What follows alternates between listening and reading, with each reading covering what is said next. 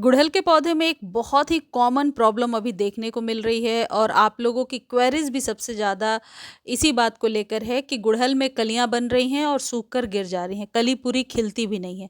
जैसे देख रहे हैं आप, ये मेरे गुड़हल में कलियां तो बहुत सारी बनी हैं, लेकिन ये बिना खिले ऐसे ही सूख कर गिर रही हैं। खासकर हाइब्रिड जो गुड़हल है उसके साथ ये वाली प्रॉब्लम ज़्यादा हो रही है। तो वीडियो में एक ट्रीटमेंट आपको बताती हूँ, ये करके देखिए। ऐसा करने से मेरे गुड़हल पर तो ये प्रॉब्लम सॉल्व हो गई है। देखिए कुछ इस तरीके से, यदि कीड़े भी लग रहे हैं जो कलियों के अंदर अक्सर घुसकर बैठ जाते हैं, तो ये जो चीज़ मैं आपको बता रही हूँ, वैसे तो गुड़हल पर बहुत सारे आपको मैं उपाय बता चुकी हूँ, वो भी बराबर इक्वली कारगर है, लेकिन ये उपाय भी कीजिए यदि वो सब कुछ करने के बाद भी आपकी प्रॉब्लम सॉल्व नहीं हो रही है। गुड़हल के पौधे को एक चीज़ ध्यान रखिएगा कि फ्लावरिंग होने के बाद डेड हेडिंग करना ज़रूरी है। कई बार फूल खिल जाते हैं और हम फूलों को उसी में लगे हुए छोड़ देते हैं। ऐसा कभी भी नहीं करना है। हो सकता है तो प्रून कीजिए, हाथों से नोचकर कभी भी ना हटाएं। थोड़ा सा जो है उसकी डंडी के पास से प्रून कर दीजिए। दूसरी चीज़, यदि पत्तियां लगातार पीली पीली निकल करके आ रही हैं, लश ग्रीन नहीं आ रही हैं, तो आप 1 चम्मच एप्सम सॉल्ट को पानी में भिगो करके 1 लीटर पानी में डाल करके 3 से 4 दिनों में एक बार स्प्रे कर दीजिए। यदि एप्सम सॉल्ट नहीं है आपके पास तो उसको खरीदने का लिंक मैंने डिस्क्रिप्शन में दे दिया है।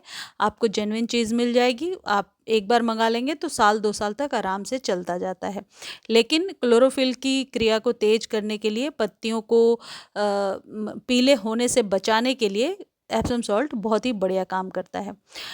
अब तीसरी इंपॉर्टेंट चीज़ है, ऐसे कीड़े लग रहे हैं जो बिल्कुल कलियों के अंदर चिपक गए हैं, तो आपको क्या करना है, आप 1 चम्मच शैम्पू पानी में डाल करके और अच्छे से अपने पौधे को वॉश कर दीजिए। फिर 3 से 4 दिनों के बाद रिपीट करेंगे। यदि आपके गुड़हल पर कलियां बिल्कुल आ ही नहीं रही हैं, तब भी आप ये वाला खाद देंगे जो अभी मैं आपको बता रही हूँ। ये जो चीज़ आप मेरे हाथ में देख रहे हैं, वैसे तो ये बहुत ही सस्ती सी खाद है, लेकिन गार्डनिंग में, खेती में, कृषि में इसका इस्तेमाल बहुत सालों से हो रहा है और ये है डीएपी, जिसे डायमोनियम फॉस्फेट कहते हैं।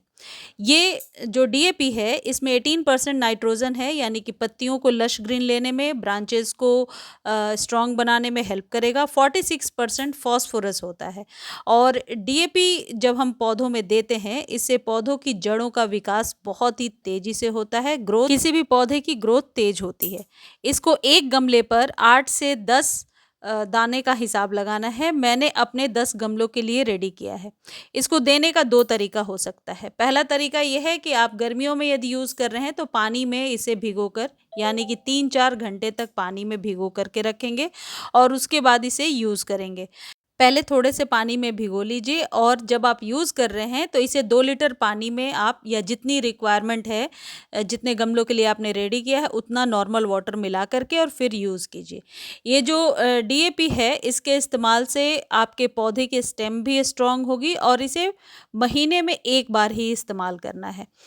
ये जो डीएपी का इस्तेमाल है ये आप अपने सभी पौधों पर कर सकते हैं। गुड़हल पर इसके इस्तेमाल से कलियों को गिरने से बचाने में हेल्प मिलता है। देखिए जैसे इसे थोड़ी देर के लिए ढक के रखा, फिर ये कुछ इस तरीके से पानी में घुल जाता है।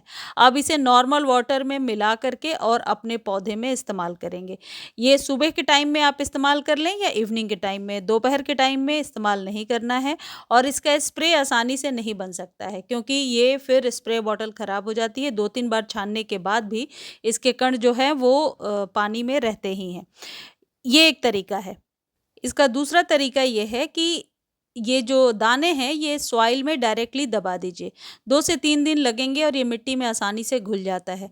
दोनों ही इक्वली बराबर अच्छा बढ़िया काम करता है और आप पानी में घोल करके भी दे सकते हैं और ड्राई फॉर्म में, जैसे मैं बता रही हूँ, ऐसे भी इस्तेमाल कर सकते हैं। एक बार ये यूज़ करके देखिए और बाकी जितने भी मैंने घरेलू उपाय बताए हैं उसका लिंक मैंने डिस्क्रिप्शन में दे दिया है, वो जाकर एक बार देखिए और उन उपायों को भी साथ-साथ करते रहिए।